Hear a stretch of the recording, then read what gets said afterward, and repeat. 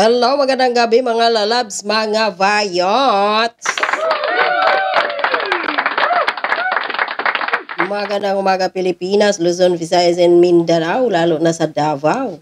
No? Davao City, Davao Region, kasi yun ang topic natin ngayon, no?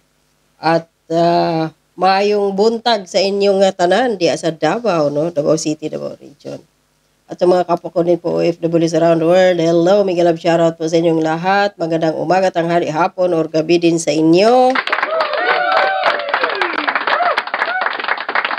Kung bago lang po kayo sa aking YouTube channel, huwag po kalimutan mag-subscribe, like, at share. Maraming salamat. So, yung topic natin ngayon, Davao, mga lalabs, mga bites. Makati ang aking mga puting sumpa sa ulo.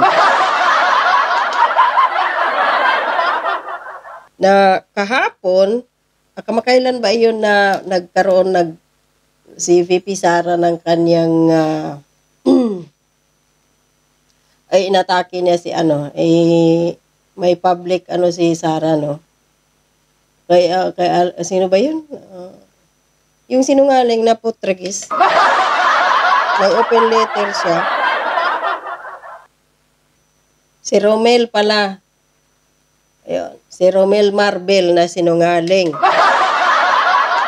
So ito din pala mga lalabs, mga vayots, one day yata bago post si VP Sara ng kanyang open letter sa kanyang Facebook account, pumunta ito si General, itong si Romel Marbel na sinungaling sa Davao at may dala na 10 ko di umanong FBI. Ay, delikado talaga Davao. Kasi yun ang order ni Marcos daw Junior. Na nais nilang patalsikin ang mga Duterte sa Davao at paghaharian ni Marcos Junior at ng kanyang mga bangag na mga kaibigan ang Davao City. Bakit kaya Davao City ang nais ni Bongbong Marcos? Sakupin na lang niya yung buong Ilocos. Ilibing ni Marcos ang Junior ang kanyang sarili doon sa Ilocos, huwag sa Davao. So ito, no, nung hindi kahapon, nung isang araw, sabi dito ni Bing Als, according to Mayor Basti Duterte, meron daw mga FBI agents ngayon sa Davao. Hinala nila na baka raw dukutin si PRRD dahil hindi sila nagtagumpay sa pagdukot kay Pastor Kibuloy. Posible po yun. Kahit pa sinasabi ng kampo ni Marcos ngayon, dahil nagsalita po, in-interview si dating ngayon Solgen ni Marcos na dating DOJ Secretary ni Duterte na si Minardo Guevara. Na siyempre wala na tayo sa ICC, hindi na tayo membro. At nakiusap daw itong, hindi naman nakiusap, nais daw ng taga-ICC, interviewin itong 5 na si Senator Bato, si Albayalde, at may 3 pa, si Karamat, yan, sila. So, wala pa arrest warrant para sa mga yun at kay Pangulong Duterte. Pero wag po magkumpiyansa. Huwag pakampante ang taga Davao, lalo na si Tatay Digong. Hindi lang yan si Pastor Kibuloy ang dyan. Kahit saan sa kanila, sa mauna nilang madukot. Mahanap lang yan ng tsimpo. Wala nang jurisdiction dyan. Wala nang batas-batas sa kanila. Kasi si Bongbong Marcos din naman, di naman sumusunod din sa batas. Hanggang salita lang siya, ang batas ay batas. Kailangan nating sumunod sa batas. Pero siya, binubutas ang batas, nilolonok, sinisinghot ang batas. Si Marcos. So, sabi pa dito, gagawa ang mga jijimonyo ng panibagong gulo para malihis ang atensyon ng mga tao tungkol sa malawakang korupsyon sa flood control project. Biruin mo 1.4 billion kada araw na punta lang sa mga bulsa nila. Kaya todo tanggol sila kay Junior kahit napaka-inutil ng mama. Hindi lang inutil, talagang ipatay gutom din sa pira ang potang ina. Totoo, naghahanap sila ngayon ng kahit anong diversion tactic nila, no? panglilihis. Yung mga taong nakapalibot kay Kuting na parang mga linta, nagustuhan din naman yun ni Bongbong Marcos. Kasi yun, mga pinipili din naman yan yung mga taong nakapalibot sa kanya. Sila din namang mag-asawa, yung nag-appoint dyan. So, mga linta na wala naman talaga silang paki sa kanya.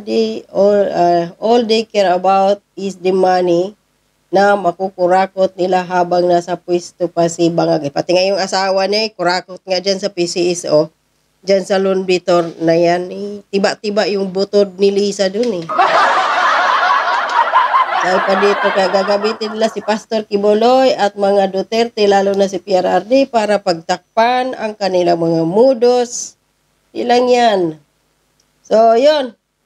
Konfirmado dahil na may mga FBI nga na nasa Davao dahil sa post ng Isiminay. So, mayroong mga nagtawag nung isang araw, totoo ba daw na nasa Davao si PNP Chief? Ito, General Marbel ngayong gabi. Anong meron? According sa reports, may kasama siyang 10 FBI agents. So, yung araw na nag-post si VP Sara ng open letter kay Marbel, kinagabihan nun pumunta yata ng Davao para ito magdala ng mga FBI doon. Gagawin ng FBI doon. So, yon. So, ngayon, saan na yung So, ito yung post ng Isiminay News kanina, no? Parang 10 hours na ngayon. Spotted, isang Amerikano ang nakitang nakasuot ng NBI uniform, nakausap si bagong DCPO, Chief Hansel Marantan, sa kasagsagan ng send-off ceremony ng Kadayawan Festival sa Davao City Police Office ngayong araw na to, Hulyo 30. Kaya mag-ingat-ingat kay bantay-bantay mo diha sa Davao in town. Ayaw mo sigig tapok-tapok diha kay basin onyag mukalit na lang mo diha og nanlay kalit bubuto diha ang bomba, magkandalasog-lasog yun hinuon mo. Diha pagbantay mo in town mo kay may 10 daw, no? Na FBI bit-bit si sino ba ito? Yung sinungaling na PNP chief na si, ano ba yung putang inang yan? Romel. Romel Marbel. No? So, ito yung picture na itong Amerikano parang sinisita si Marantan. Siguro, no? Bigyan natin to ng chismis. Ito, teorya. O, ito yung Amerikano. Baka nais lang din niya magtapon ng tolos niya doon sa Davao. Ayan yung kano. Bakit ka nito? Napakalo. Hindi pa rin klaro, no? Sabi siguro ng kano kay Marantan, "Hoy! Ano na? Ang tagal na namin naghihintay sa inyo. Nakuha na ninyo yung reward kay Quiboloy. Hanggang ngayon, wala pa, hindi pa ninyo nahuli." Ito siguro yung sabi ng kano dito, no? Tapos sabi ni Marantan, "Hintay ka lang, sir. Wait a minute, kaping mainit."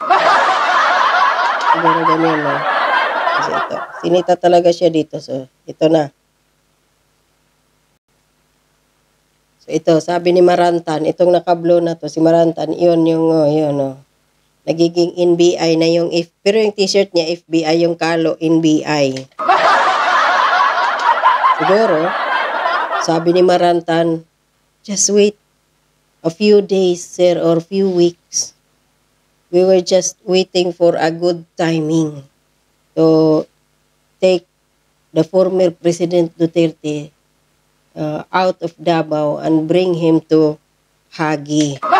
Yun siguro yung sinasabi niya dito, no? Hintay ka lang. Tapos sabi siguro ng kano, "Bilisan nyo ha, naiinip na kami. Nakuha nyo na yung pera na pabuya kay Quiboloy. Hanggang ngayon wala pa." Yan siguro yung sinasabi. Kaya mag-ingat-ingat po kayo dyan sa Davao ha. Bantay-bantay in taon mo. Kay naku po, lalo na sa Tatay Digong diha. Bantay in taon, maluoy mo. Kay Kining mga tawhana ra ba, traidor kayo ni. Robin na po yan ha. Na yung administrasyon ngayon ay walang pagsidlan sa sobrang pagka-traidor ang mga putang ina.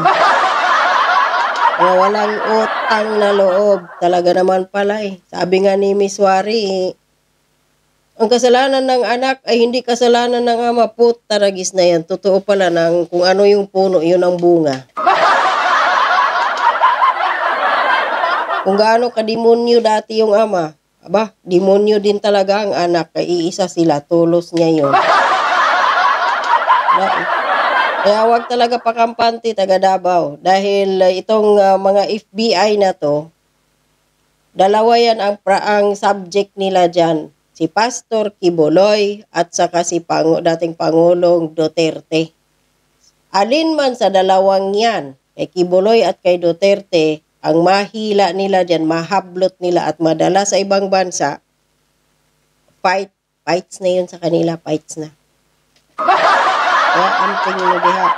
At saka mag-ingat po kayo dyan sa Davao dahil baka mamaya may tapok-tapok na naman, pasabugin na naman yan dyan sa Davao. Sasabihin na naman, hindi talaga maayo, hindi safe ang Davao. Dahil ito may sumabog na naman, maraming namatay. Kaya, ito, sino ba? Impeach Duterte, BP Sara, or kung sino.